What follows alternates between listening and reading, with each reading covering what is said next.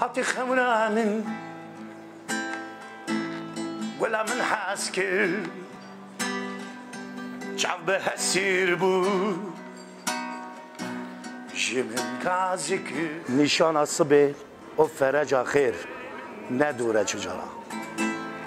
Çma birinki leşevat tari.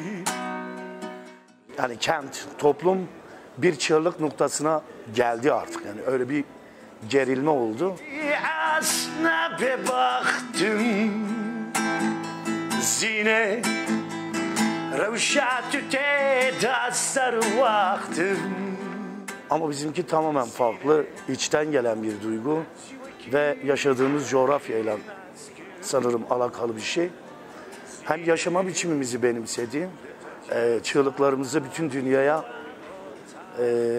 empoze edeceğiz, lanse ettireceğiz.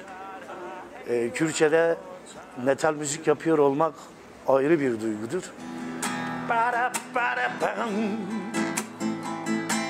para pa pam. Para pa pa pa pam, para pa pa pam.